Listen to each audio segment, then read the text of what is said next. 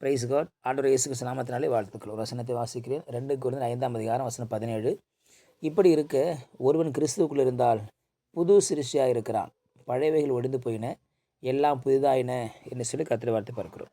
ஒரு மனிதன் இந்த பூமியில் பொல்லாங்கில் அல்லது இருள் அதிகாரத்தில் வாழ்கிற பொழுது அவன் இயேசு கிறிஸ்துவை தெரிந்து கொள்கிறான், இயேசுவை ஏற்றுக்கொள்கிறான், ஞானஸ்நானம் பெறுகிறான், இயேசுக்குள்ளே வாழ தன்னை தீர்மானிக்கிறான், கிறிஸ்துவுக்குள்ளே வாழ தன்னை தீர்மானிக்கிறான்.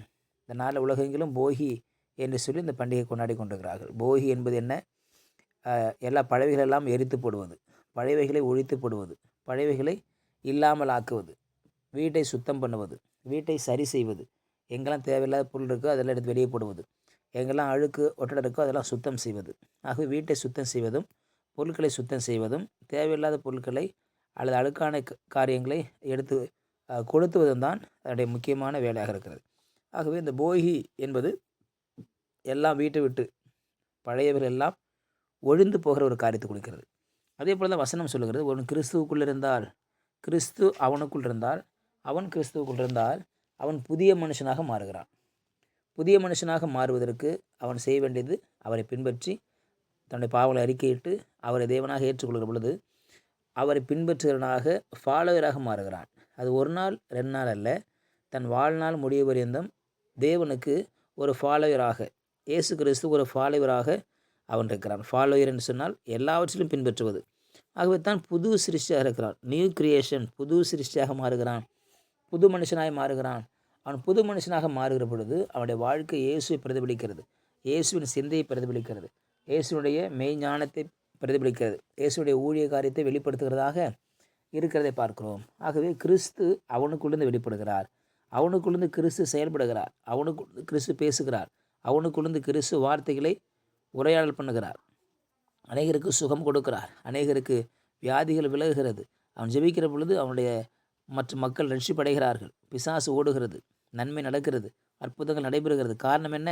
அவனுக்குள்ள கிறிஸ்துவின் சிந்தை இருக்கிறது, அவனுக்குள்ள கிறிஸ்துவின் எண்ணங்கள் இருக்கிறது, கிறிஸ்துவனுடைய அபிஷேகம் அவனுக்குள் இருக்கிறதுனால அவன் செயல்பாடுகள் எல்லாம் அப்படியாகவே மாறிக்கொண்டிருக்கிறது.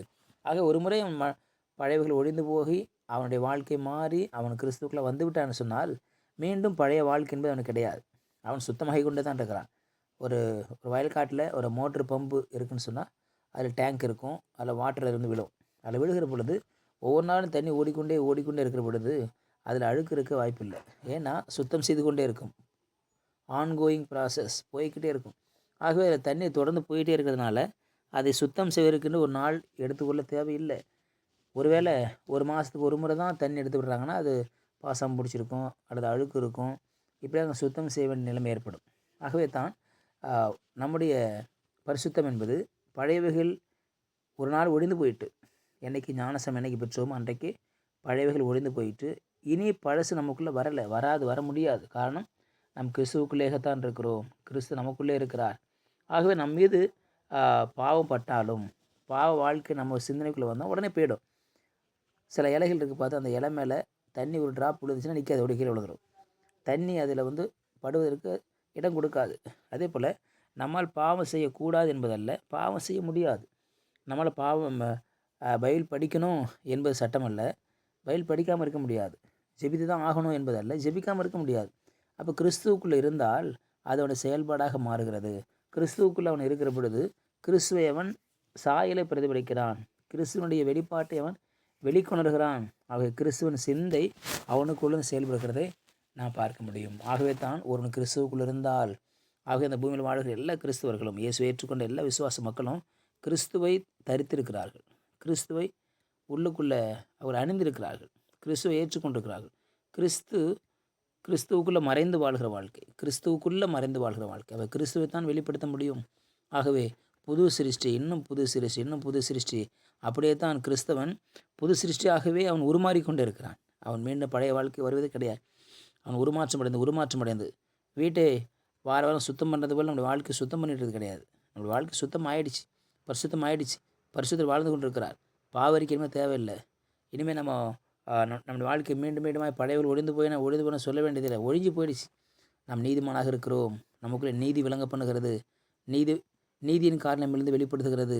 ஆகவே புது சிருஷ்டியாக மாறிவிட்டோம். இனி பழையவைகள் நம்மை ஆளுகை செய்ய முடியாது. இனி பழைய காரியம் நமக்கும் சம்மந்தம் கிடையாது. புது சிருஷ்டியாக நாம் கிறிஸ்துவனே கூட வாழ்கிறோம்.